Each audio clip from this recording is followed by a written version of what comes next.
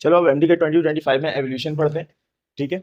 अच्छा, एवोल्यूशन में हमारे पास चैप्टर तो काफी बड़ा है हमारे सिन बोर्ड में, मगर इसमें सिर्फ 3 टॉपिक्स इंक्लूडेड है एमडी गेट में।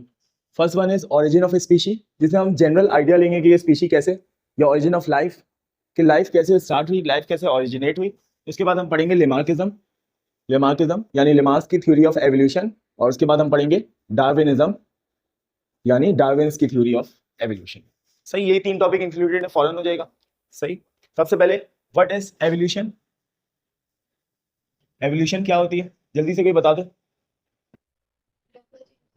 यस, ग्रेजुअल चेंजेस, बिल्कुल ऐसे ही है। तो एवोल्यूशन का मतलब है ग्रेजुअल चेंजेस ओवर टाइम, वक्त के साथ साथ तब्दीलियों का आना। सही, over time, gradual changes over time on what, किस चीज के ऊपर, किसी भी चीज के ऊपर। सही, एवोल्यूशन एक इंग्लिश वोकैबुलरी है जिसका मतलब है इर्तिका। इर्तिका कहते हैं किसी भी चीज का वक्त के साथ साथ तब्दील होना। सही है। जैसे मिसाल के तौर पे अगर तुम लोग अपने अब्बू से पूछो तो तुम लोग के अब्बू पढ़ते थे ब्लैक बोर्ड में चौक से। सही है, चौक से पढ़ाते थे। सही है। और उसके बाद अब तुम लोग किस में पढ़ते हो, व्हाइट बोर्ड में मार्कर से। उसके बाद तुम लोगों के बच्चे किस में पढ़ेंगे, मल्टीमीडिया में पढ़ेंगे।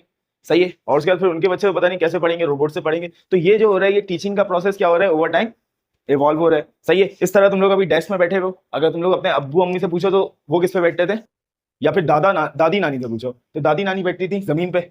सही है। उसके बाद तुम्हारे अब्बू अम्मी बैठना शुरू करें चेयर पे, अब तुम लोग बैठे हो डेस्क पे। सही है। आगे जाके तुम्हारे बच्चे किस में बैठेंगे, सोफे पे बैठेंगे। सही है। या किस पे बैठेंगे, झूले पे बैठेंगे। सही है। तो ये क्या, इसको हम क्या कहते हैं, एवोल्यूशन। हर चीज चेंज होती जा रही है, हर चीज ओवर टाइम क्या होती जा रही है, चेंज होती जा रही है। सही, हर चीज का तरीका चेंज हो जा रहा है, हर चीज का इसका स्ट्रक्चर चेंज होते जा रहा है, हर चीज के काम करने का तरीका बदलते जा रहा है। सही है। भले वो गवर्नमेंट हो, सही, गवर्नमेंट भी ओवर टाइम इवॉल्व हो रही है, हमारी जिंदगियां भी ओवर टाइम इवॉल्व हो रही है। सही है। हमारे पढ़ने का तरीका भी ओवर टाइम इवॉल्व हो रहा है, हमारे खाने का तरीका भी ओवर टाइम इवॉल्व हो रहा है, हमारे खाने पकाने का तरीका भी ओवर टाइम इवॉल्व हो रहा है। अगर तुम लोग अपने दादी नानी से पूछो या फिर परदादी पर नानी से पूछना कयामत वाले दिन, तो वो क्या बताएंगे तुम्हें कि हम लोग जो खाना पकाते थे वो कैसे पकाते थे, लकड़ी जला के। सही है। और अपने किसी 7-8 नस्ल पुराने किसी ग्रैंड फादर या ग्रैंड मदर से पूछना तो वो बताएंगे हम लोग पत्थर रगड़ रगड़ के वो करते थे, आग जलाते थे। सही है। तो ये खाना पकाने का हमारे ओवर टाइम क्या होते गया, चेंज होते गया, इवॉल्व होते गया। और आज तुम लोग इलेक्ट्रिक चूल्हे को वो रखते हो, इलेक्ट्रिक स्टोव, उसके ऊपर रखा और तैयार खाना। सही है। तो ओवर टाइम ये सारी चीजें चेंज होती है, हर चीज पे एवोल्यूशन होती है। अच्छा, अब बायो में हम एवोल्यूशन पढ़ रहे हैं तो जाहिर सी बात है हम लिविंग ऑर्गेनिज्म की एवोल्यूशन पढ़ेंगे। तो बायो में, इन बायोलॉजी, बायोलॉजी में evolution refers to a specific process in which living organisms undergo gradual changes that transform them from simple to complex। अगर हम बायोलॉजी में रेफर करें एवोल्यूशन को, तो बायोलॉजी में एवोल्यूशन का क्या मतलब है, लिविंग ऑर्गेनिजम्स थोड़ा थोड़ा चेंज होते गए होते गए होते गए। सही है, ओवर टाइम, और वो कॉम्प्लेक्स स्तर होते चले गए, और हम ह्यूमन बन चुके हैं। और अकॉर्डिंग टू न्यू डार्विनिज्म अभी हम भी during the course of evolution है, और हम इवॉल्व होकर कोई नई चीज बन जाएंगे। सही है। तो ये according to new Darwinism, according to biology है। सही है। अच्छा, अब ये जो थ्योरी ऑफ एवोल्यूशन है ये शुरू से, अच्छा, जब एवोल्यूशन को साबित भी अभी तो नहीं साबित नहीं किया गया एवोल्यूशन को, ये जस्ट एक थ्योरी है, मगर एक स्ट्रॉन्ग थ्योरी है अब एवोल्यूशन। जब एवोल्यूशन का किसी को आइडिया भी नहीं था, उस वक्त से लोग कोशिश कर रहे हैं कि एवोल्यूशन नाम की कोई चीज इजाद हो जाए। क्यों इजाद हो जाए, क्योंकि जब भी कोई एथीस्ट बनता था पुराने जमानों में एथीस्ट को इतनी इज्जत नहीं मिलती थी, क्योंकि जब भी कोई एथीस्ट बनता था, सही, या फिर जिसको उर्दू में कहते हैं हम मुल्हिद, मुल्हिद बनता था, या फिर और भी 2-3 नाम है उसके, सही, जो किसी गॉड में बिलीव नहीं रखता, तो उससे सबसे पहले यही सवाल पूछा जाता था कि अगर कोई गॉड नहीं है इस दुनिया में तो बताओ तुम कैसे पैदा हुई, दुनिया कैसे पैदा हुई, चूटियां कैसे पैदा हुई, गाय कैसे पैदा हुई, सही है, पेड़ कैसे पैदा हुई, दरख्त, चिड़िया, चरिंद परिंद कैसे पैदा हुए। तो उनसे यही सवाल पूछा जाता था और इसी में क्या हो जाते थे, उनका काम हो जाता था। सही है। मगर और अच्छा, वो कोशिश करते थे कि किसी तरीके से एवोल्यूशन नाम की कोई चीज वो कर ले, क्या कहते हैं, डिस्कवर कर ले, जिससे वो ये जवाब दे सकें कि सब कुछ खुद ब खुद हो गया। तो शुरू से कोशिश करते हैं। सबसे पहले जो एवोल्यूशन का नाम लिया, जो आइडिया दिया, वो था जॉर्ज बफन। सही है। तो यहां पे हम एवोल्यूशन की थ्योरी को कंपेयर करते हैं, लाइन। सही है। तो जो थ्योरी ऑफ एवोल्यूशन थी, थ्योरी ऑफ एवोल्यूशन, वो सबसे पहले किसने दी, George Buffon. George Buffon, George Buffon ने सिर्फ कोई थ्योरी नहीं दी, basically George Buffon was the first who gave the idea, who gave the idea of evolution.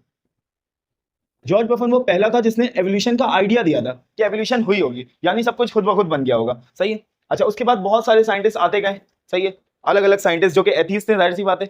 सही है। तो जॉर्ज बफन के बाद एक साइंटिस्ट था एरिस्टोटल, उसने भी अपनी थ्योरी दी। इस तरह बहुत सारे साइंटिस्ट ने अपनी थ्योरी दी। सही है। उसके बाद एक नाम बहुत ज्यादा वाजे मिलता है, वो है लिमार्क। लिमार्क का नाम वाजे इसलिए रहता है, इसने भी बिल्कुल बेकार बात कही थी। सही है। ट्रैश कहा था इसने बिल्कुल, मगर क्योंकि लिमार्क की बात एक अरसे तक लोग मानते रहे थे, एक अरसे तक लोगों ने सोचा कि इसने सही बात की है, इसलिए लिमार्क की थ्योरी को भी हम पढ़ते हैं। और सबसे ज्यादा एक्सपेक्टेड थ्योरी डार्विन की थ्योरी। और पता है डार्विन वो साइंटिस्ट है जिसकी बुक्स दुनिया में सबसे ज्यादा पढ़ी जाने वाली बुक में से एक है। सही है।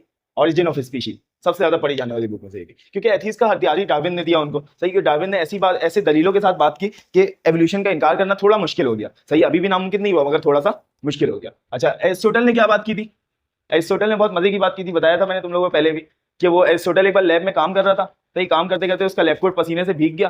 सही, वो अपना लैब कोट उतार के चेयर पे रख देता है, और थोड़ी देर बाद चेयर से लैब कोट को उठाता है, देखते हैं नीचे चूहे हैं, माइस है। सही है। तो वो कहता है कि मेरा जो स्वेट है, मेरे जो पसीने है, इससे ये एक नॉन लिविंग थिंग थी, इससे एक लिविंग थिंग बन गया चूहे। तो इसी तरह दुनिया में सारी नॉन लिविंग थिंग थी, और इससे सारे लिविंग थिंग बन गए। सही है, लिविंग ऑर्गेनिज्म। तो बिल्कुल ट्रैश बात कही उसने, मगर फिर भी ये एनसीईआरटी इंडियन बुक में लिखा हुआ है। सही है, उसकी ये वाली थ्योरी। अच्छा, उसके बाद लिमार्क ने भी बिल्कुल फजूल बात की थी। लिमार्क तो हम पढ़ेंगे लिमार्क के साथ, तो उसमें हम देख लेंगे क्या फजूल बात की थी। डार्विन ने थोड़ी काम की बात की थी। सही, ये भी हम देखेंगे क्या बात की थी डार्विन ने। तो इन सब ने थ्योरी ऑफ एवोल्यूशन दी। सही, बहुत सारे साइंटिस्ट ने दी ओवर टाइम, मगर डार्विन की सबसे ज्यादा मोस्ट एक्सेप्टेबल है। सही। और फिर इसके इसके जवाब में एक theory I, theory of special creation. Theory of special creation, theory of special creation जो दिया, वो दिया एक क्रिश्चियन ने जिसका नाम है फादर स्वार्ट्स।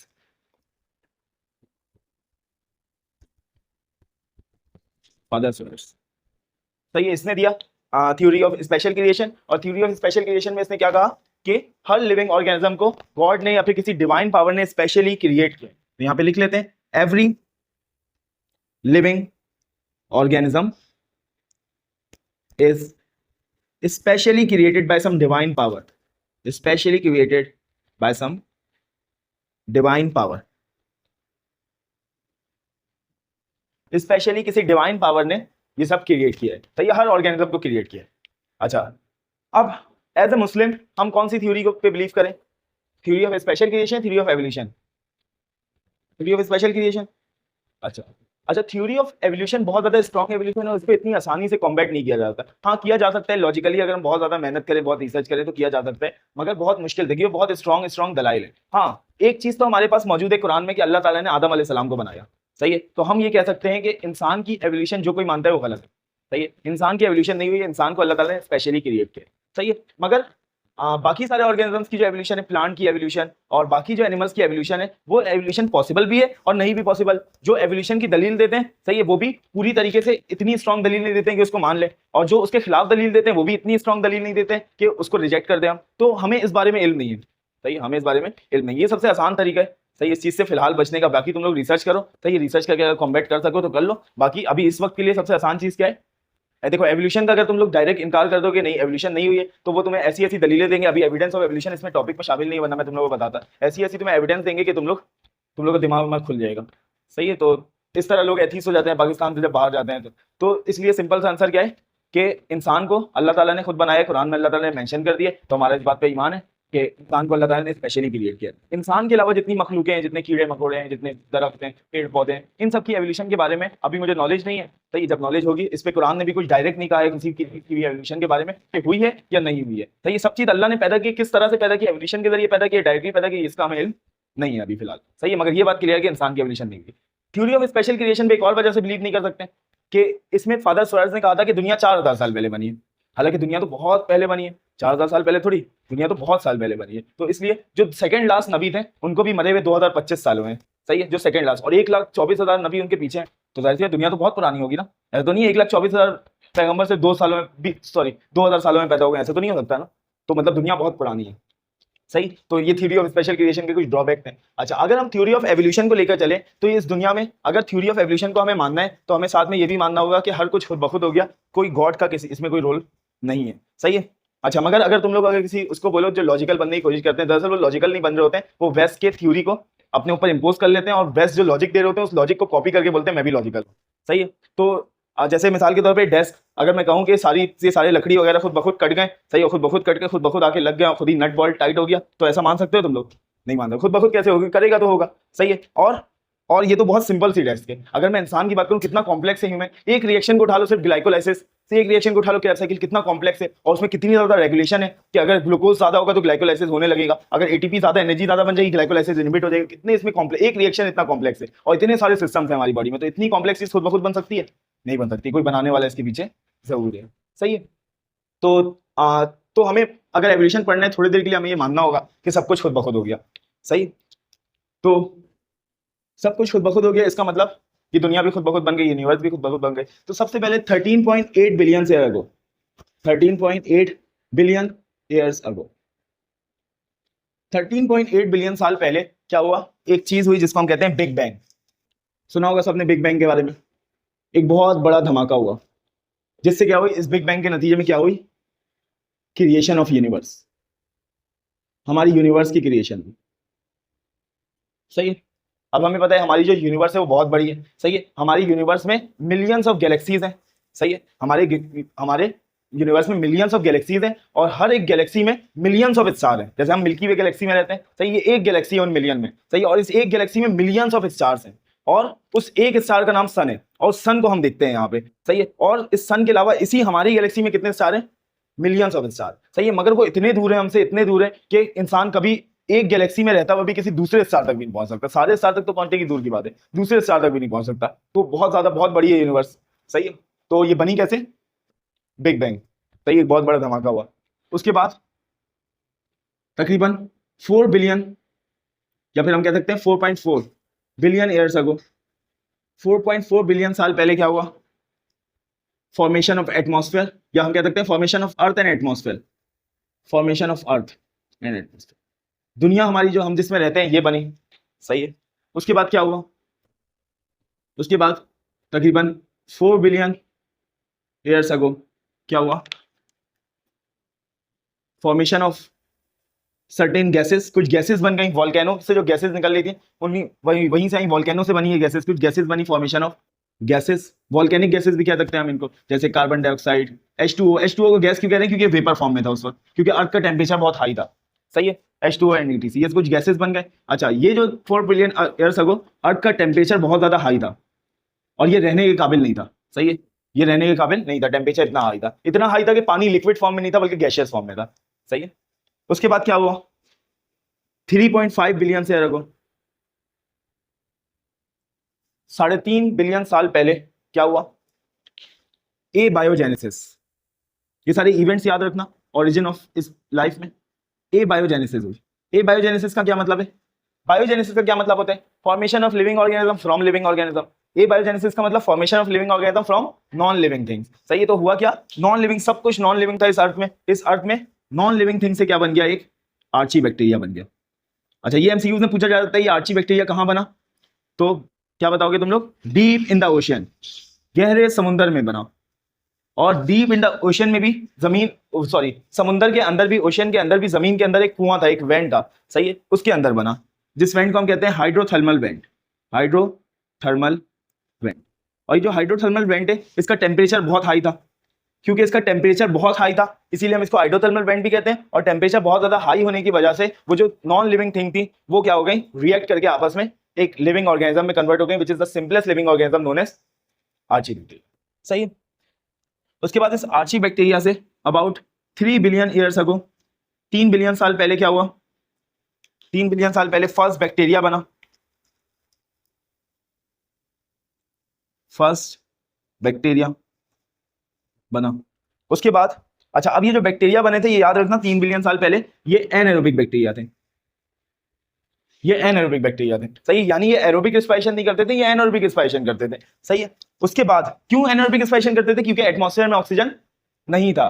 3 बिलियन साल पहले जब बैक्टीरिया बने तो बैक्टीरिया एनएरोबिक बैक्टीरिया बने, यानी वो जब एनर्जी हासिल करते थे उनको उसके लिए ऑक्सीजन की जरूरत नहीं पड़ती थी। क्यों नहीं पड़ती थी? ऑक्सीजन था ही नहीं, सही है। उसके बाद क्या हुआ? उसके बाद 2.5 बिलियन ईयर्स अगो,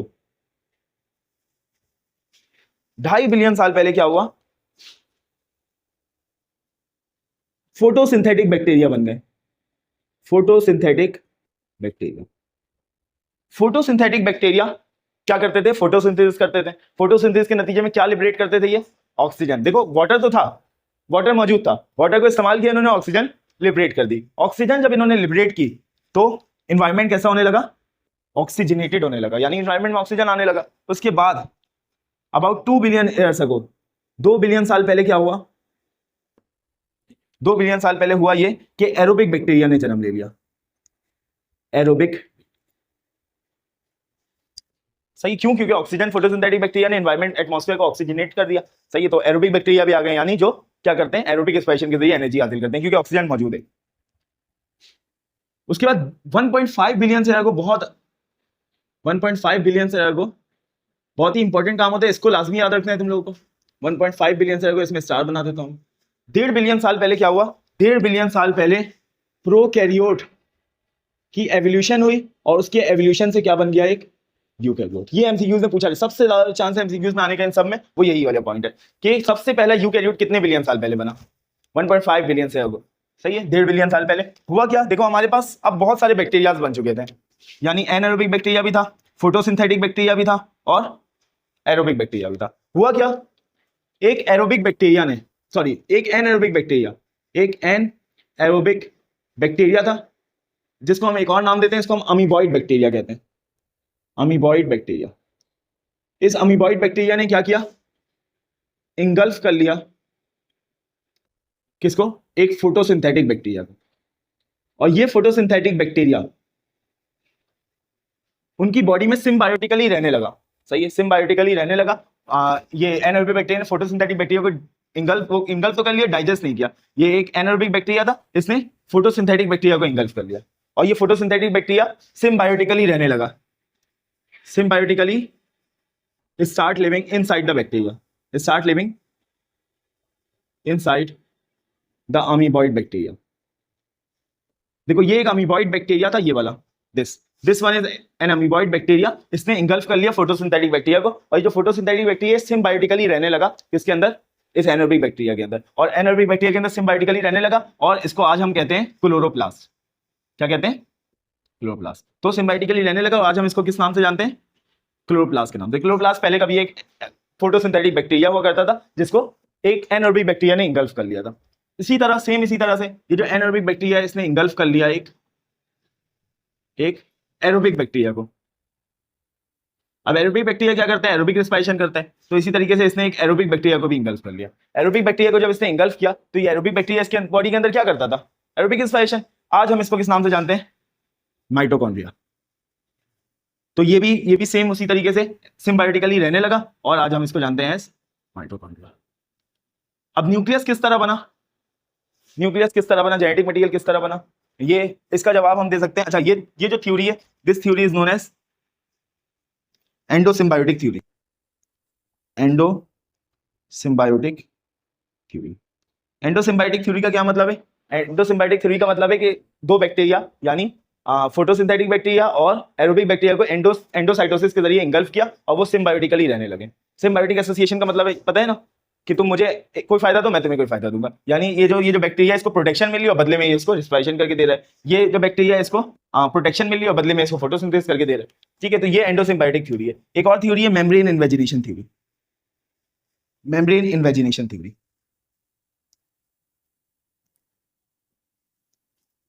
अब देखो एक बात याद रखना कि जब भी एंडोसाइटोसिस होती है तो वो कैसे होती है एंडोसाइटोसिस, ये देखो मिसाल के तौर पे इसकी एंडोसाइटोसिस करनी है, तो ये इसके सेल के करीब आएगा, करीब आने के बाद सेल को इन्वेजिनेट करेगा, अंदर की तरफ फोल्ड करेगा, और फोल्ड करते करते ये मेम्ब्रेन यहाँ से इस तरह डाइजेस्ट हो जाएगी और ये अंदर आ जाएगा। इसका मतलब अगर यहाँ पे कोई बैक्टीरिया हुआ, तो एक तो बैक्टीरिया के पास अपनी मेम्ब्रेन थी, और एक इंगल्फ करते हुए मेम्ब्रेन आ गई, तो दो मेम्ब्रेन आ गई। तो जितने भी हमारे पास डबल मेम्ब्रेनस ऑर्गेनेल है, वो किससे आए हमारे पास, एंडोसिम्बायोटिक थ्योरी से। और जितने भी सिंगल मेम्ब्रेनस ऑर्गेनेल है, वो कैसे बने, membrane invagination theory. Membrane invagination theory क्या कहते हैं, मेम्ब्रेन इन्वेजिनेशन थ्योरी कहते हैं सिंपली मेम्ब्रेन क्या हुआ, इस तरीके से इन्वेजिनेट हुआ, और इन्वेजिनेट होने के बाद एक ऑर्गेनेल बना लिया, और इस चीजें इसके अंदर पंप हो गई, यानी ट्रांसपोर्ट हो गई।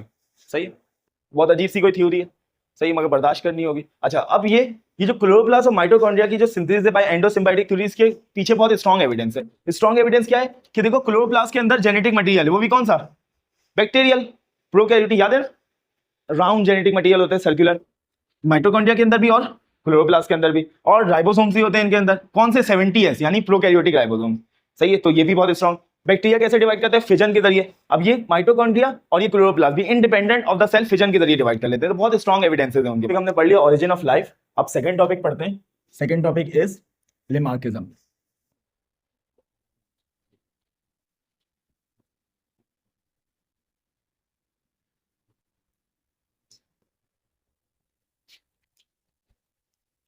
अच्छा, ये जो लेमार्किज्म है, Lamarckism is also called as Lamarck's theory of evolution. Lamarck's theory of evolution. Lamarck's theory of evolution को हम लेमार्किज्म के नाम से भी जानते हैं। जो लेमार्क्स की थ्योरी ऑफ एवोल्यूशन है, ये एक फ्रेंच बायोलॉजिस्ट ने दी, फ्रेंच साइंटिस्ट ने दी, और उस फ्रेंच साइंटिस्ट का नाम क्या था? जीन बैप्टिस्ट डी लेमार्क, ये उसका नाम था। सही है। और ये जो आइडिया दिया उसने एवोल्यूशन का, वो उसने अपनी एक बुक में दी, और उसकी बुक का नाम था फिलॉसफी ज़ूलॉजिक। ज़ूलॉजी, सही, ये उसकी बुक का नाम था। अच्छा, इसने अपनी थ्योरी ऑफ एवोल्यूशन दी। सही, तो लेमार्क ने अपनी थ्योरी कब दी? 1809 में। और 1809 में डार्विन पैदा भी हुआ था। तो इस ईयर को याद रखना, ये इंपॉर्टेंट ईयर है कि 1809 में डार्विन पैदा भी हुआ था, 1809 में लेमार्क ने अपनी थ्योरी भी दी थी। सही है। अच्छा, इसकी थ्योरी का नाम, इसकी थ्योरी के 2-3 नाम है। जैसे एक नाम तो सामने ही लिखा हुआ है हमारा, लेमार्किज्म। दूसरा नाम लेमार्क्स थ्योरी ऑफ एवोल्यूशन, और तीसरा नाम है इसकी थ्योरी का थ्योरी ऑफ, या फिर इसकी थ्योरी का तीसरा नाम है इनहेरिटेंस ऑफ एक्वायर्ड कैरेक्टर। ये इसका नाम है थ्योरी का, इनहेरिटेंस ऑफ एक्वायर्ड कैरेक्टर।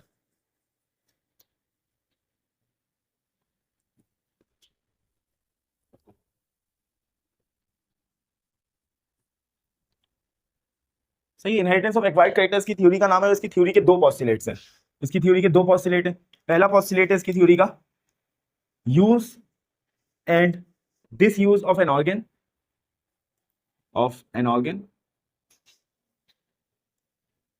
ये फर्स्ट पोस्टुलेट है। और जो सेकंड पोस्टुलेट है वो क्या है? Inheritance of acquired character, inheritance of acquired character. जो इसकी थ्योरी का नाम है वही इसकी थ्योरी का सेकंड पोस्टुलेट भी है। इनहेरिटेंस ऑफ एक्वायर्ड कैरेक्टर्स की थ्योरी का नाम भी है, और इसकी थ्योरी का सेकंड पोस्टुलेट भी है, इनहेरिटेंस ऑफ एक्वायर्ड कैरेक्टर। सही है। तो सबसे पहले पोस्टुलेट है इसका use and disuse of organ. इसमें इसने बहुत अच्छी बात की। सही है, एक समझ में आने बात की। अच्छा, इसने ये बात उस वक्त की जब ये गया एक ब्लैक स्मिथ के पास, सही, एक लोहार के पास। तो उसने लोहार के हाथ देखे और लोहार के बाइसेप्स देखे, ट्राइसेप्स देखे, बिल्कुल फुल पंप हुए थे उसके बाइसेप्स ट्राइसेप्स सब। सही है। तो उसने देखा कि उसके बाइसेप्स और ट्राइसेप्स इतने, मतलब उसके जो आर्म है, उसका जो हाथ है वो इतना हैवी है, और मेरा हाथ इतना लाइट है।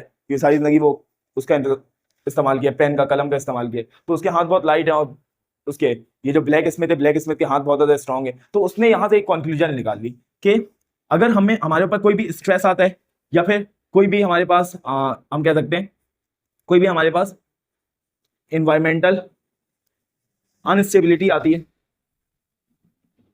या फिर अनफेवरेबल कंडीशन आती है, तो इनमें से कुछ भी आता है, अनफेवरेबल कंडीशन आती है, या फिर कोई भी नीड, किसी चीज की जरूरत बढ़ जाती है, कोई नीड बढ़ जाती है, सही, किसी चीज की जरूरत पड़ती है, तो हम उस जरूरत को पूरा करने के लिए, या उस अनफेवरेबल कंडीशन से निपटने के लिए, या किसी इन्वायरमेंटल अनस्टेबिलिटी से निपटने के लिए, या किसी स्ट्रेस से निपटने के लिए हम क्या करते हैं?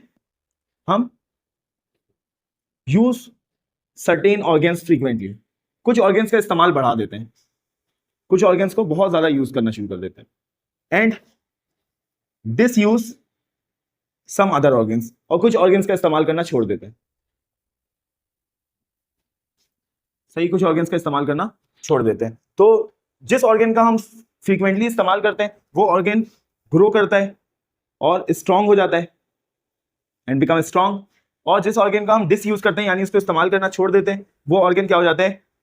वीक हो जाता है। सही है। तो इसने बहुत अच्छी बात की, जिस चीज का भी हम ज्यादा इस्तेमाल करें वो स्ट्रांग हो जाता है, जिस चीज का हम कम इस्तेमाल करें वो वीक हो जाता है। सही है। जैसे हमारे हाथ वगैरह थोड़े से वीक हैं, सही, जो पढ़ने वाले बच्चे होते हैं, जो मेहनत करते हैं, सही है, और या फिर जिम जाते हैं, सही है, लिफ्टिंग करते हैं, वेट लिफ्टिंग वर्कआउट करते हैं, वहां पे वो उनके हाथ बहुत ज्यादा स्ट्रांग होते हैं। सही, ये तो बात एक जनरल वो जनरल फिनोमेना। अगर हम काम करना छोड़ दें, चलना छोड़ दें, तो हमारे पैर बहुत ज्यादा वीक हो जाएंगे। अगर हम दिमाग करने इस्तेमाल करना छोड़ दें, तुम लोग छोड़ चुके हो, तो तुम लोग का दिमाग बहुत वीक हो चुका है। अगर मैं भी छोड़ दूंगा, मेरा भी दिमाग वीक हो जाएगा। सही है, तो इसलिए मैं छोड़ रहा नहीं हूं दिमाग इस्तेमाल करना। तो अगर किसी भी चीज का इस्तेमाल करना हम छोड़ दें, वो क्या हो जाएगा? वीक हो जाएगा। और किसी भी चीज का हम बहुत ज्यादा इस्तेमाल करें तो वो ग्रो करेगा और स्ट्रांग हो जाएगा। सही, ये तो उसने बिल्कुल सही बात की, मगर उसने उसके बाद गलत बात कर दी। सही, एक सही बात की, उसके बाद उसने क्या कर दी? गलत बात कर दी। देखो, अगर कोई ऑर्गन किसी का स्ट्रांग हो चुका है, अगर इसका किसी का कोई ऑर्गन स्ट्रांग हो गया है, ग्रो कर गया है, सही है, या फिर कोई ऑर्गन किसी का वीक हो गया है, तो वो उस तक रहेगा, उसके बच्चे में ट्रांसफर नहीं होगा। किसी का ऑर्गन कोई स्ट्रांग हो गया, ग्रो कर गया है, तो ये उसकी एक एक्वायर्ड कैरेक्टर है। कौन सी कैरेक्टर है? एक्वायर्ड। एक कैरेक्टर है जो हमें अपने माँ बाप से मिली। जैसे किसी की आइज ब्लू होती है, किसी की आइज ब्लैक होती है, कोई काला होता है, कोई गोरा होता है, कोई लंबा होता है, कोई छोटा होता है, कोई इंटेलिजेंट होता है, कोई डम होता है। तो ये सारे जो कैरेक्टर्स हैं किससे मिले? माँ बाप से मिले। इनहेरिटेड कैरेक्टर्स हैं, इनको हम कहते हैं इनहेरिटेड कैरेक्टर्स। और कुछ कैरेक्टर्स होते हैं जो हम through out the life acquire करते हैं। जैसे मैंने यहाँ से बाल छोटे करवा लिए, तो ये एक्वायर्ड कैरेक्टर है मेरा। ऐसा नहीं है कि मेरे पूरे खानदान के बाल यहाँ से छोटे हैं, ये एक्वायर्ड कैरेक्टर है, मैंने एक्वायर किया है दुनिया में। किसी ने जिम जा जाके अपने बाइसेप्स बना लिए, ट्राइसेप्स बना लिए, शोल्डर्स बना लिए, सही है, तो बहुत स्ट्रांग हो गया कोई जिम जाके, तो ये उसने एक्वायर किया, ये उसको माँ बाप से नहीं मिला। तो ऐसे कैरेक्टर्स को हम कहते हैं एक्वायर्ड कैरेक्टर। अब उसने दूसरी बात की, क्या की? इनहेरिटेंस ऑफ एक्वायर्ड कैरेक्टर की बात की, यानी जो भी कैरेक्टर हम एक्वायर करते हैं वो हम इनहेरिट कर देते हैं आगे। सही है, तो इसने क्या कहा? एक्वायर्ड कैरेक्टर्स यानी वो कैरेक्टर्स जो हम हासिल करें। एक्वायर्ड कैरेक्टर्स विच या acquired characters from use and disuse of an organ, use of an organ will inherit to the offsprings. जो कैरेक्टर हमने एक्वायर किया है किसी ऑर्गन को यूज करके या किसी ऑर्गन को डिसयूज करके, वो हम अपने ऑफस्प्रिंग में ट्रांसफर कर देते हैं। तो ऐसा नहीं होता है, ऐसा नहीं होता। ये बात उसने गलत की। ये बात गलत पता है क्यों की? क्योंकि उसने ब्लैक स्मिथ को रोड पे देखा। सही, ब्लैक स्मिथ के घर नहीं गया था वो। अगर वो ब्लैक स्मिथ के घर जाता तो उसके बच्चे को देखता, छोटा बच्चा, सही है, उसका बिल्कुल मासूम सा, सही है, और उसके हाथ भी बिल्कुल पतले पतले होते, नाजुक नाजुक से होते, तो ये बात नहीं करता। उसने क्या बात की? उसने ये बात की कि एक इंसान बहुत ज्यादा जिम जाके मेहनत करता है, सही है, उसकी बॉडी बन जाती है। बॉडी बनने के बाद वो जो बॉडी उसकी बनी है, वो वैसी बॉडी ट्रांसफर हो जाती है उसके बच्चे में। अब वो बच्चा मेहनत करता है, तो पहले उसकी एक नॉर्मल बॉडी है, जो उसके लिए पंप बॉडी थी, जो मेरे लिए पंप बॉडी है, वो मेरे बच्चे के लिए एक नॉर्मल बॉडी है। फिर वो उस बॉडी पे मेहनत करेगा, वो और पंप हो जाएगा, सही है, फिर वो उसको ट्रांसफर कर देगा अपने ऑफस्प्रिंग में। उसके ऑफस्प्रिंग को जो बॉडी मिलेगी, जो बिल्कुल पंप बॉडी होगी, वो उसके लिए नॉर्मल होगी। फिर वो उस पर मेहनत करेगा, वो पंप हो जाएगा। करते करते करते करते वो क्या बन जाएगा? बिल्कुल कोई वो बन जाएगा। वो देखा है ना बेन 10 में, जो एक बड़ा सा वो बन जाता है ग्रीन कलर का, वो बन जाएगा।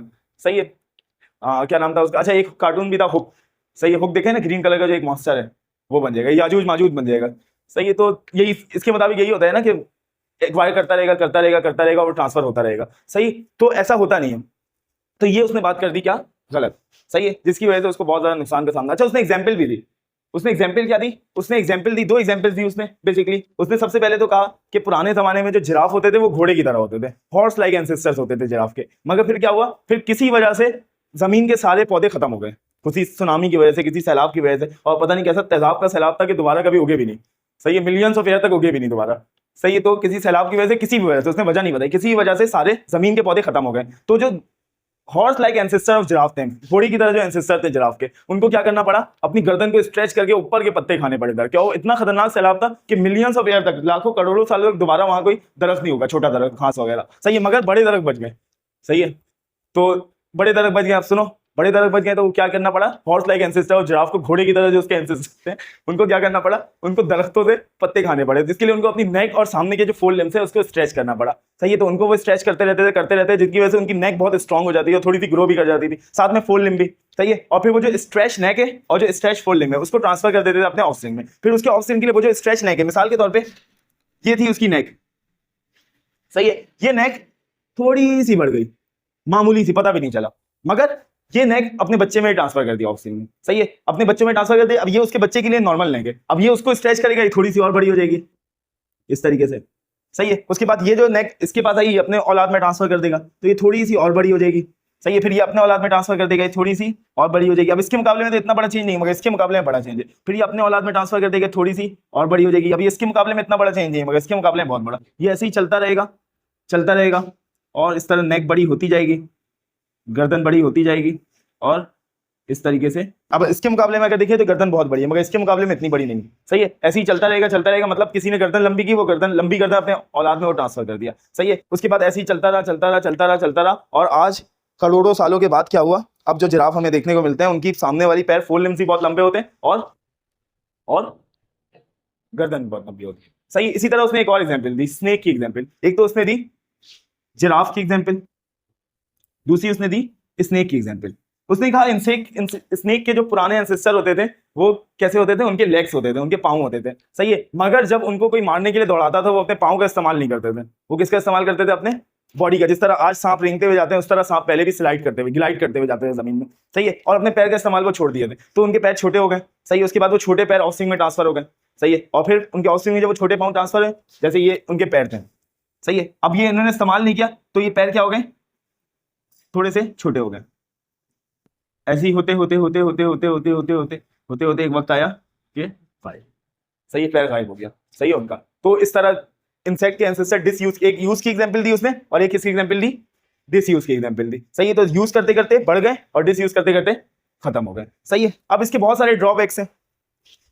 सही। तो ड्रॉबैक्स देख लेते हैं इसका। अच्छा, इसने जब ये बात की ना तो लोग बहुत इंस्पायर हो गए, लोग बहुत खुश हो गए। लोग बोलेंगे ये तो बहुत अच्छी बात कर दी इसने। सही है। एरिस्टोटल तो बेवकूफ था, वो बोलता था पसीने से चूहे बन गए। सही है। तुमने तो बहुत अच्छी बात की है। सही है। तो एथीस्ट बहुत खुश हो गए कि अब हमें कोई बोलेगा सामने से दुनिया कैसे बनी, इंसान कैसे बने, हम बता देंगे खुद बहुत थोड़ा थोड़ा करते करते बन गया, कतरा कतरा दरिया बन गया। सही है। तो फिर उसके बाद फिर थोड़े दिनों के बाद एक साइंटिस्ट आया वीजमैन, उसने एक थ्योरी दी इस लेमार्क के खिलाफ। उसके बाद लेमार्क का गेम सबने पहचान लिया और फिर लेमार्क को लानत मिलने लगी हर जगह से। सही है। और वो इसी लानत के साथ दुनिया से चला गया। अच्छा, तो ड्रॉबैक क्या है सबसे पहले? हाँ चलो, पहले अकाउंट ऑफ वेस्टिजियल ऑर्गन देख लेते हैं। अकाउंट ऑफ वेस्टिजियल ऑर्गन, जो वेस्टिजियल ऑर्गन है हम कहते हैं अपेंडिक्स बेकार ऑर्गन है, किसी काम का नहीं है। तो अपेंडिक्स को कब से इस्तेमाल नहीं कर रहे हैं हम, कब से? एक अरसे से इस्तेमाल नहीं कर रहे हैं। सही है। बिल्कुल बेकार है। सही है। अरबों सालों से इस्तेमाल हम नहीं कर रहे हैं इसको। तो अब तक कहाँ कहाँ गई क्यों नहीं है अपेंडिक्स? अभी तक उतनी की उतनी है, 18 सेंटीमीटर की। तो कम क्यों नहीं हो रही है वो, क्यों नहीं हो रही है कम? दिमाग से पूछना चाहिए ना, क़यामत वाले दिन पूछेंगे इसको पकड़ के। सही है। सब भाग रहे होंगे तो हम लोग इसको पकड़ लेंगे दिमाग को, बोलेंगे बताओ भाई क्यों। सही है। इसके अलावा इसके अलावा और वेस्टिजियल, जैसे वेल में हिप बोन होता है। क्या वेल के लेग हैं, पाँव है वेल के? नहीं, पाँव नहीं है। तो हिप बोन उनमें क्या कर रहा है? हिप बोन तो लेग की अटैचमेंट के लिए होता है। हिप बोन में अपना फीमर अटैच होता है, तो उनके पास हिप बोन है मगर पाँव नहीं है, तो हिप बोन इस्तेमाल नहीं हो रहा है। जब इस्तेमाल नहीं हो रहा है तो खत्म हो जाए, मगर नहीं खत्म हो रहा है। हमारे पास टेल बोन है, टेल है हमारे पास। टेल बोन तो होती है टेल को मूव करने के लिए, होता है ना गाय जो दुम मारती है वो टेल बोन के जरिए मारती है। सही है। तो हमारे पास तो टेल ही नहीं है, तो टेल बोन क्या कर रही है? टेल बोन का तो हम इस्तेमाल नहीं कर रहे, वो छोटे होते होते खत्म हो जाए। जैसे सांप के पाँव खत्म हो गए वैसे हमारी टेल बोन भी खत्म हो जाए। सही है। हमारे पास निक्टेटिंग मेम्ब्रेन है, पता है ना निक्टेटिंग मेम्ब्रेन। बर्ड्स को देखा होगा तुम लोगों ने, बर्ड्स की आंखें खुली हुई होती है मगर एक पर्दा सा आ जाता है उनकी आंखों में, उसको बोलते हैं निक्टेटिंग मेम्ब्रेन। हमारे पास भी है मगर वो काम नहीं करती है, बंद नहीं होती है। सही है। देखो पूरा आंख बंद हो जाता है निक्टेटिंग मेम्ब्रेन को। सही वो है हमारे पास मगर वो नॉन फंक्शनल है, तो वेस्टिजियल है। सही है। मैं बंद करने की कोशिश कर रहा हूँ, ये देखो आंख बंद हो गई। सही है। अच्छा, इसके अलावा हमारे जो कान है, सही किसी काम नहीं आए, सिर्फ बचपन में टीचर के पकड़ने का काम है और उसके अलावा अभी तक इसका कोई काम नहीं आया। गाय को देखो, उसके कान के पास जाके चिल्लाओ, अपने कान को बंद कर लेते हैं। सही, हम कर पाते हैं कुछ? सही, हम कुछ कर ही नहीं सकते, मूवी नहीं कर सकते, बेकार चीज है। मगर जैसे दिन गुजरे बड़ी होते जा रही है, छोटी नहीं हो रही। सही है। तो ये सारे क्या है, ड्रॉबैक्स हैं। उसके अलावा और क्या ड्रॉबैक्स हैं? और अगर किसी का हाथ कट जाता है, कोई मिसाल के तौर पे चोरी करता है, सही है, तो उसका हाथ काट दिया जाता था पहले, तो उसका हाथ काट दिया जाता, उसका बेटा भी फिर वही वैसे ही पैदा होना चाहिए था, हाथ कटा हुआ, क्योंकि एक्वायर्ड कैरेक्टर है। हाथ काटना क्या है, एक कैरेक्टर है जिससे उसने एक्वायर किया। अगर दिमाग के मुताबिक एक्वायर्ड कैरेक्टर की इनहेरिटेंस हो जाती है तो हाथ कटा हुआ बच्चा पैदा होना चाहिए था। किसी का पैर कट गया तो पैर कटा हुआ बच्चा पैदा होना चाहिए था। सही है। किसी ने बाल कटा लिया, उसी उसका बच्चा पैदा हो गया तो बच्चा भी बाल कटा हुआ पैदा होना चाहिए था। बच्चे के बाल क्यों है? आ रही है बात समझ में? तो ये सारे इसके ड्रॉबैक्स हैं। अच्छा, इसका सबसे बड़ा ड्रॉबैक है थ्योरी ऑफ वीजमैन। सही, थ्योरी ऑफ वीजमैन, ये ई आगे आना चाहिए था ताकि वाइस मैन बन जाता, कि बहुत अच्छी बात की थी इसने। इसने कहा था कि इंसान या फिर कोई भी एनिमल दो चीजों से बनता है, एक है जर्म सेल और दूसरा है सोमैटिक सेल। अगर सोमैटिक सेल में कोई भी चेंजेस हो, सोमैटिक सेल में कोई टैटू बना ले अपने सोमैटिक सेल्स में, सही है, या फिर कोई कटवा ले अपना हाथ, सही, या फिर पाँव, या फिर कुछ और करवा ले, उंगलियां कटवा ले, या फिर मेहंदी लगा ले हाथ में, सही है। अच्छा, इसके मुताबिक तो मेहंदी भी कोई लगाए, अम्मा मेहंदी लगे, इसकी बच्ची पैदा हुई, बच्ची के हाथ में मेहंदी लगा हुआ है, सही, एक्वायर्ड कैरेक्टर है, और ऐसा तो नहीं होता है।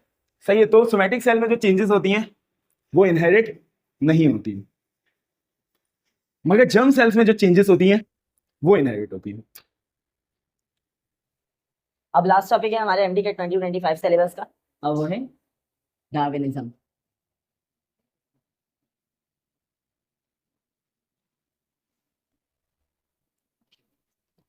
इस बार टॉपिक्स काफी अच्छे आए हैं, जितने प्लांट्स के रिलेटेड टॉपिक थे वो सारे निकाल दिए गए एमडी के सिलेबस से। तो उम्मीद है इस बार ये लोग सही से फॉलो करेंगे सिलेबस को, सही उम्मीद ही किया जा सकता है।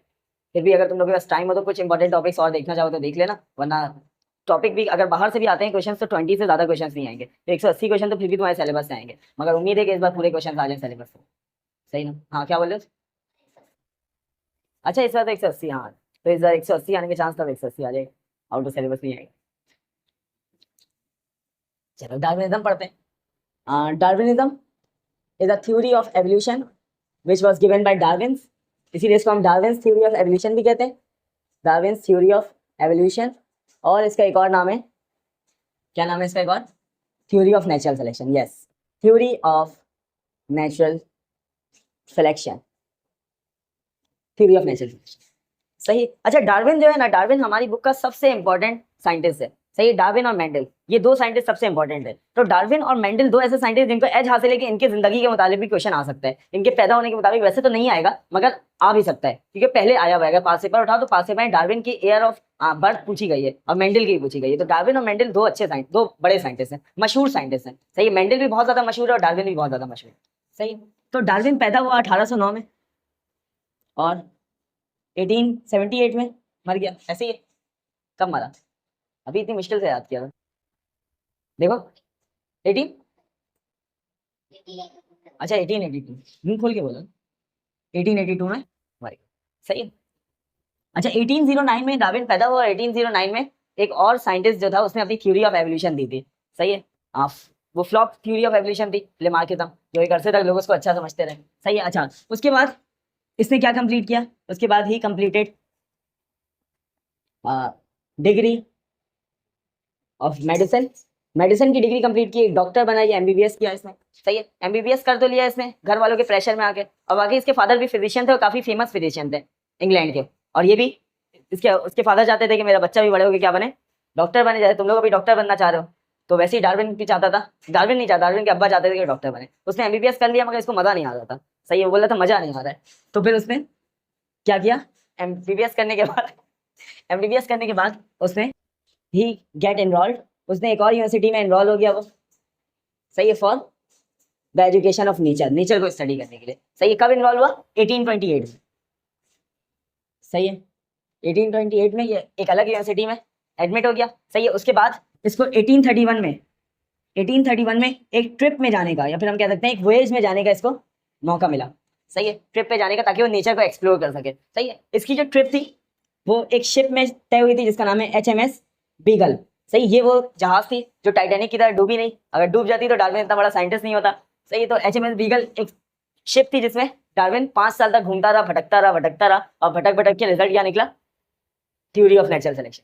सही है, तो इसमें 5 साल 1831 से 1836 ऑलमोस्ट 5 ईयर्स ने क्या किया? नेचर को एक्सप्लोर किया, और नेचर को एक्सप्लोर करने के बाद इसके दिमाग में बात यही आई कि सब कुछ खुद ब खुद बनाए। सही, मतलब थ्योरी ऑफ एवोल्यूशन आई, इसने थ्योरी ऑफ एवोल्यूशन दिया, अपने इसी ट्रिप की बेसिस पे दिया। सही है, जब ये ट्रिप कंप्लीट कर चुका था 1836 में, तो फिर इसको एक बहुत स्ट्रॉन्ग एविडेंस मिला था एवोल्यूशन का, और वो था, ये था कि गैलापागोस आइलैंड में उसको कुछ फिंचेस मिली थी। अब उसने उस फिंचेस को पकड़ लिया था। सही है, नेचर का दुश्मन था, उड़ते हुए परिंदे को पकड़ लिया। सही, उस फिंचेस को पकड़ लिया, और जब उसने उस फिंचेस को मेन लैंड के फिंचेस से कंपेयर किया, यानी मेन लैंड के चिड़ियों से कंपेयर किया, आइलैंड की फिंचेस को जो मेन लैंड था उसके फिंचेस से कंपेयर किया, तो इसने देखा कि गैलापागोस आइलैंड में जो फिंचेस हैं वो फिंचेस और जो मेन लैंड में फिंचेस हैं उन फिंचेस में बहुत ज्यादा फर्क है, उनकी बीक में डिफरेंस है बहुत ज्यादा। सही है, तो उसने ये ऑब्जर्व किया कि बहुत सारी चीजें सिमिलर है, तो ये सब कॉमन एंसेस्टर से बिलोंग करती होंगी, मगर क्योंकि अलग अलग एनवायरमेंट में रहने की वजह से इनकी बीक्स अलग अलग तरह से इवॉल्व हो गई। सही है, और उसने ये भी देखा कि जो फ्लोरा और फाना है, फ्लोरा एंड फाना यानी प्लांट्स और animals, floras and faunas of Galapagos island का जो फ्लोरा एंड फाना है वो डिफरेंट था। किससे? मेनलैंड से। सही है, किससे डिफरेंट था? मेनलैंड के फ्लोरा और फाना से डिफरेंट था। सही है, तो ये उसने ऑब्जर्व किया, उसने ये सोचा कि ऐसा क्यों हुआ होगा, तो उसको ये जवाब मिला कि ऐसा, मतलब उसके जहन ने कहा कि ऐसा इस वजह से हुआ होगा कि गैलापागोस आइलैंड में जो फिंचेस चली गई थी, सही है, आइलैंड बनते वक्त, तो वो फिंचेस वहीं रह गई और मेन लैंड वाली फिंचेस वहीं रह गई। अब दोनों आपस में माइग्रेशन नहीं कर सकती थी, तो गैलापागोस आइलैंड की जो फिंचेस थी वो अलग एनवायरमेंट, अलग क्लाइमेट और अलग खाना खाने की वजह से वो अलग तरह से इवॉल्व हो गई, और जो मेन लैंड की जो फिंचेस थी पहले दोनों एक जैसी थी, मगर अब वो अलग खाना खाने की वजह से, अलग क्लाइमेट की वजह से, अलग एनवायरमेंट की वजह से अलग डायरेक्शन में इवॉल्व हो गया, दोनों का बीक चेंज हो गया। सही है, तो ये उसने ऑब्जर्व किया, सही है। तो 13 फिंचेस को तकरीबन उसने ऑब्जर्व किया। ये एमसीक्यू में पूछा जाता है कि ये बुक में लिखा हुआ है, 13 फिंचेस को उसने ऑब्जर्व किया वहां पे। उसके बाद उसको थोड़ा बहुत आइडिया आया, सही है, एवोल्यूशन का। उसके बाद इसने 1842 में, सही है, उसको मजीद 6 साल लगे, 6 साल, हाँ मजीद 6 साल लगे उसको अपनी इस थ्योरी को और ज्यादा स्ट्रॉन्ग करने के लिए। और 1842 में उसने क्या किया, पब्लिश कर दिया, क्या, theory of natural selection, theory of natural selection, सही, थ्योरी ऑफ नेचुरल सिलेक्शन उसने पब्लिश कर दिया। अब समझते हैं इसकी थ्योरी को, थ्योरी ऑफ नेचुरल सिलेक्शन को। ये तो इसकी इंट्रोडक्शन थी। अच्छा, एक और इंपॉर्टेंट बात कि इसकी जो ट्रिप थी वो 5 साल की थी और ये बहुत सारी जगह गया, ऑस्ट्रेलिया भी गया और भी डिफरेंट जगह गया, मगर इसकी ट्रिप ज्यादातर जो घूम रही थी वो घूम रही थी साउथ अमेरिका के गिर्द, सही है। मतलब ज्यादातर वक्त इसने साउथ अमेरिका में गुजारा और साउथ अमेरिका के फ्लोराज एंड फॉनास को स्टडी किया। ठीक है, अब पढ़ते हैं theory of natural selection. Theory of natural selection,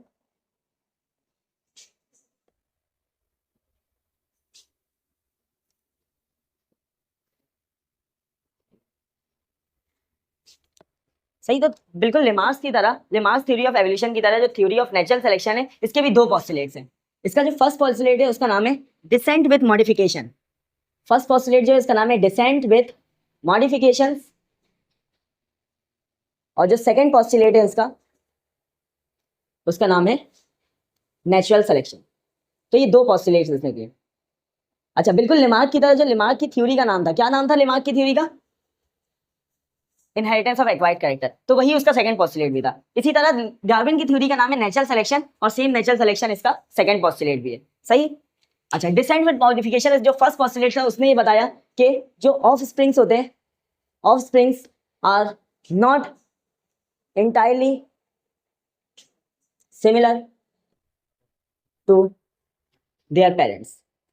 जो ऑफस्प्रिंग होते हैं वो बिल्कुल अपने पेरेंट्स की तरह नहीं होते। यानी ऐसा नहीं होता है कि हम ऑफस्प्रिंग के सारे कैरेक्टर्स को लिखें और कहें ये जो, या 10 कैरेक्टर्स को लिखें, कहीं ये 5 अम्मी की तरह है, 5 अब्बू की तरह है, या ये 3 अम्मी की तरह है, 6-7 अब्बू की तरह है। ऐसा नहीं होता है। कुछ कैरेक्टर्स अम्मी की तरह होती हैं, कुछ कैरेक्टर्स अब्बू की तरह होती हैं, कुछ कैरेक्टर्स नहीं होती है, न्यू होती है, सही है। तो ऑफस्प्रिंग में न्यू कैरेक्टर्स भी आते हैं। तो ये डार्विन ने कहा, सही। कैसे आते हैं ये नहीं बताया, आज हमें पता है कैसे आते हैं, म्यूटेशन के जरिए आते हैं, सही है, मगर डार्विन ने नहीं बताया। डार्विन ने बस कहा कि ऑफस्प्रिंग बिल्कुल सिमिलर नहीं होते हैं अपने पेरेंट्स के, बल्कि उनमें क्या होते हैं, वेरिएशंस आ जाते हैं। और ये वेरिएशन आज हमें पता है क्यों आते हैं, पूरा चैप्टर है हमारा इनहेरिटेंस एंड वेरिएशंस के नाम से, सही है। तो वेरिएशंस हमें पता है, तो वेरिएशंस आ जाते हैं, सही है, बिल्कुल सिमिलर नहीं होते, वेरिएशंस आ जाते हैं। और ये वेरिएशंस चलते रहते हैं, चलते रहते हैं ओवर टाइम, और जिसकी वजह से एक न्यू ऑफस्प्रिंग बन जाते हैं, सॉरी न्यू स्पीशी बन जाते हैं,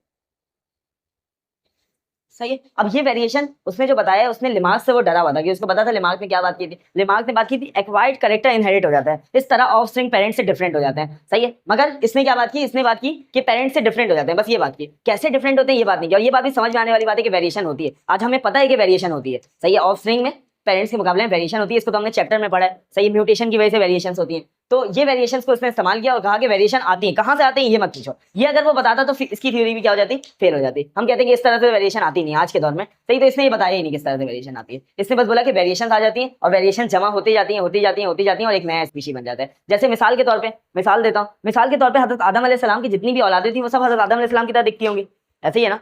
मगर आज अगर हम इंसानों को देखें, सब सारे इंसान किसकी औलाद है, आदम अलैहिस्सलाम की। मगर एक चाइनीज को, एक अमेरिकन को, एक एशियन को, एक कोरियन को, एक उसको क्या कहते हैं, अफ्रीकन को, सही है। इन सबको अगर लाइन से बैठा दें साथ, तो सब अलग अलग दिखेंगे, सही। चाइनीज अलग, सारे चाइनीज एक जैसे दिखेंगे, सही है। सारे एशियंस एक जैसे दिखेंगे, सही है। और सॉरी एशियन बोल रहा हूँ, इंडियन एंड पाकिस्तानी, सही है। इंडियंस और पाकिस्तानी सेम चीज़ है, सही, एक ही ब्रीड है। उसके अलावा सारे कोरियन एक जैसे दिखेंगे, सारे अमेरिकन एक जैसे दिखेंगे, सारे अफ्रीकन एक जैसे दिखेंगे। तो सारे अफ्रीकन तो एक जैसे हैं, मगर वो हमसे अलग क्यों हैं?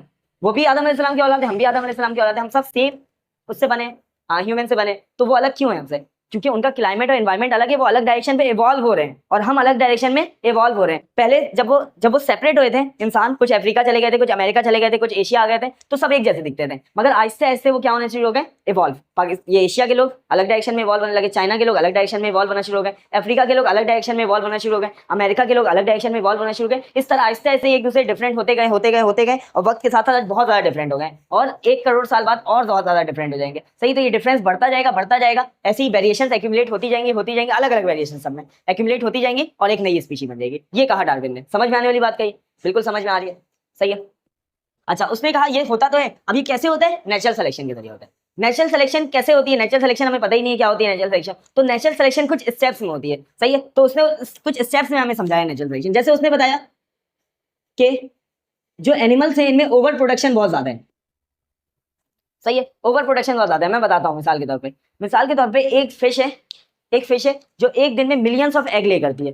तो अगर उसके सारे बच्चे बड़े हो जाएं, मिलियंस ऑफ बच्चे, एक बार में इतने अंडे देती है कि मिलियंस ऑफ बच्चे बनते हैं, मिलियंस ऑफ फिशेस बनती है। अगर वो सारी फिशेस बड़े हो जाएं, वो मुसलसल ऐसी 1 मिलियन एग देते रहे और उसके सारे बच्चे जो 1 मिलियन बच्चे बने वो 1 मिलियन एग देते रहे, तो क्या होगा? ये पूरा समुद्र उसी एक मछली पे बन जाएगा। मगर ऐसा तो नहीं होता है, सही है, ऐसा क्यों नहीं होता है? और इसी तरह दुनिया में भी बहुत एनिमल्स जो होते हैं वो ओवर प्रोड्यूस करते हैं। एनिमल्स हमेशा ओवर प्रोड्यूस करते हैं, बहुत ज्यादा रिप्रोडक्शन करते हैं, सही है। रिप्रोडक्टिव रेट एनिमल्स का बहुत हाई है। तो अगर देखा जाए, अगर एक एनिमल का भी रिप्रोडक्टिव रेट देखा जाए तो वो उसके अकेले से पूरी दुनिया भर जाएगी, सही है। तो ऐसा तो नहीं होता है, सारे स्पीशी को खाना मिलता है, हर स्पीशी को खाना मिलता है, सही है। तो इसका मतलब है कि उनके दरमियान क्या होती है? स्ट्रगल फॉर एग्जिस्टेंस, एग्जिस्ट करने के लिए स्ट्रगल होती है, struggle for existence. Over production हुई, मिसाल ले लेते हैं, सही है। मिसाल के तौर पे ये एक रूम है, सही है, ये एक रूम है। इस रूम को दुनिया समझ लो, थोड़े देख ले। ये एक रूम है, यहाँ पे एक बिल्ली है, सही है। एक बिल्ली के लिए रोज तुम एक उसमें बाउल में दूध रखती हो, बॉल में, सही है। एक बॉल में रोज एक दूध रखती हो, एक बॉल, और वो बिल्ली पी लेती है। अब उस बिल्ली के बच्चे हो गए, सही है। अब 3 लोग हो गए यहाँ पे। तो अब वो एक बॉल में क्या होगा? स्ट्रगल होगा। फिर 8 बिल्लियां हो गई। अब 8 बिल्लियों के लिए एक बॉल है, तो वो क्या करेंगी? स्ट्रगल करेंगे, सही है, यानी लड़ेंगे आपस में, और कोई एक जीतेगा, वो एक पिएगा। और ये बात समझ लो, ये एक मिसाल थी। इसी तरह दुनिया में जो हमारे पास जो रिसोर्सेज हैं वो बहुत कम है और रिप्रोडक्शन बहुत ज्यादा है, सही है। इसको एक साइंटिस्ट ने इस तरह कहा था कि जो रिसोर्सेज इंक्रीज हो रही है, रिसोर्सेज कैसे इंक्रीज हो रही है? एरिथमेटिकली, यानी 1 से 2, 2 से 3, 3 से 4। और जो हमारे पास पॉपुलेशन है, पॉपुलेशन कैसे इंक्रीज हो रही है? एक्सपोनेंशियली। एक्सपोनेंशियली का क्या मतलब है? यानी 2 से 4, 4 से 8, 8 से 16, 16 से 32, 32 से 64, इस तरह इंक्रीज हो रही है। तो पॉपुलेशन एक्सपोनेंशियली इंक्रीज हो रही है, रिसोर्सेज एथमेटिकली इंक्रीज हो रही है। इसका मतलब पॉपुलेशन ज्यादा तेजी से बढ़ी है, इसका मतलब रिसोर्सेज के लिए क्या होगी? कंपटीशन होगी, स्ट्रगल होगी। आई बात समझ में? रिसोर्सेज के लिए स्ट्रगल होगी। अब इस स्ट्रगल के साथ साथ एक और चीज भी होती है जिसको हम कहते हैं वेरिएशन।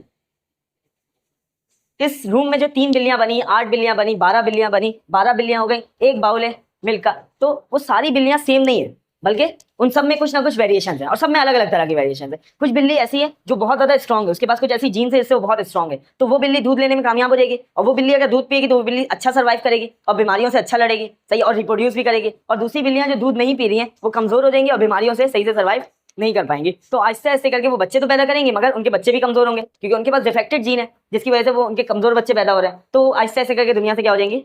खत्म हो जाएगी और वो बाकी रह जाएंगे। इसी तरह से मिसाल के तौर पे कोई साइबेरिया में रह रहा है, सही, कोई जानवर साइबेरिया में। अब साइबेरिया में किसी जानवर के 4 बच्चे होते हैं, उनमें से 3 बच्चे ऐसे जिनकी बॉडी स्किन के अंदर ब्राउन फैट नहीं है, एक बच्चा ऐसा है जिनकी स्किन के अंदर ब्राउन फैट है, मतलब उसके पास जीन है ब्राउन फैट की। तो ब्राउन फैट इंसुलेटर की तरह बिहेव कर रहे हैं जो उनको सर्दी से बचा रहा है, एक्सट्रीम वेदर से, एक्सट्रीम कोल्ड टेम्परेचर से बचा रहा है। तो जो जिसके पास वो ब्राउन फैट की जीन है, वो उसके पास एक अच्छी जीन है, फेवरेबल जीन है, सही है। तो उसके पास क्योंकि फेवरेबल जीन है तो उसको ज्यादा सर्वाइव करने का मौका मिलेगा और ज्यादा रिप्रोड्यूस करने का मौका मिलेगा। तो आहिस्ते आहिस्ते देखा जाएगा कि उस इलाके में ऐसे लोग बढ़ने लगेंगे नस्ल दर नस्ल जिनके पास ब्राउन फैट प्रोड्यूस करने की जीन बाकी है, और ऐसे लोग कम होने लगेंगे जिनके पास ब्राउन फैट प्रोड्यूस करने की जीन कम है। आ रही है बात समझ में? तो वेरिएशंस होती हैं उनके दरमियान, और वेरिएशंस की वजह से एक फिनोमिना होता है जिसको हम कहते हैं नेचुरल सिलेक्शन, या फिर हम कह सकते हैं इसको सर्वाइवल ऑफ द फिटेस्ट।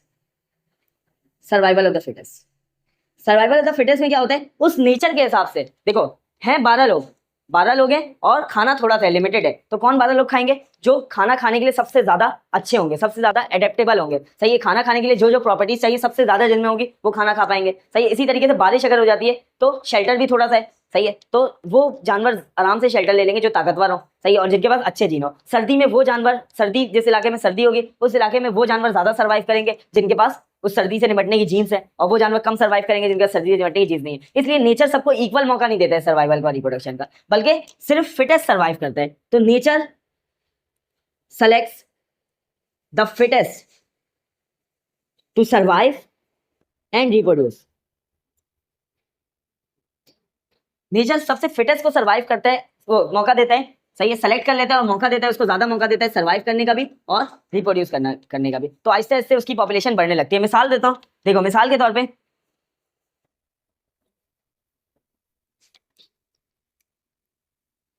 ये 5 कोई ऑर्गेनिज्म है, सही है। ये जो 3 ऑर्गेनिज्म है ये इन्वायरमेंट के हिसाब से सुटेबल है, और ये जो चौथे और पांचवे ऑर्गेनिज्म थे ये इन्वायरमेंट के हिसाब से सुटेबल नहीं है। सही, सुन लो फिर लिख लेना, इन्वायरमेंट के हिसाब से सुटेबल नहीं है। तो अब ये रिप्रोड्यूस करेंगे ये लोग आपस में, मगर ज्यादा सर्वाइव करने का और रिप्रोड्यूस करने का मौका किसको मिलेगा? जो इन्वायरमेंट के हिसाब से सुटेबल है, वो बीमार भी कम होगा। सही है, वो बीमार भी कम होगा, वो खाना भी अच्छे तरीके से खा लेगा, वो रिप्रोड्यूस भी अच्छे तरीके से करेगा, तो इनको ज्यादा मौका मिलेगा काम करने का। तो हम अगली नस्ल में देखेंगे कि अगली नस्ल में जो ब्लैक वाले हैं, जिनके पास ये वाली जीन है, जो इन्वायरमेंट के हिसाब से फेवरेबल है, कोई भी इन्वायरमेंट है उसके हिसाब से फेवरेबल है, वो ज्यादा हो गए, और रेड वाले क्या है? कम है। सही है, उसके बाद फिर ऐसे ही चलता रहेगा, इनको ये बीमार भी ज्यादा पड़ेंगे, तो इनको खाने का भी मौका कम मिलेगा, इनको शेल्टर भी कम मिलेगा, क्योंकि इन्वायरमेंट के हिसाब से फेवरेबल नहीं है, और रिप्रोड्यूस भी कम कर पाएंगे क्योंकि जाहिर सी बात है कमजोर है। सही, तो आहिस्ते आहिस्ते करके नस्ल दर नस्ल चलते चलते ये वाली जीन खत्म हो जाएगी, ये जीन बच जाएगी सिर्फ। सही है, अब इन जीन में से भी कुछ वेरिएशन आ जाएगी, इनके ऑफस्प्रिंग में कुछ वेरिएशन आएगी, फिर इनके ऑफस्प्रिंग में अलग स्ट्रगल शुरू होगी। और नेचर क्या करेगा? नेचर हर जनरेशन में कुछ लोगों को सेलेक्ट करेगा और उनको ज्यादा मौका देगा सर्वाइव करने का, रिप्रोड्यूस करने का, कुछ लोगों को रिजेक्ट कर देगा, उसको कम मौका देगा सर्वाइव करने का, रिप्रोड्यूस करने का। तो ऐसे ही करते करते वेरिएशंस आती जाएंगी, और एक नई स्पीशी बन जाएगी। आगे बात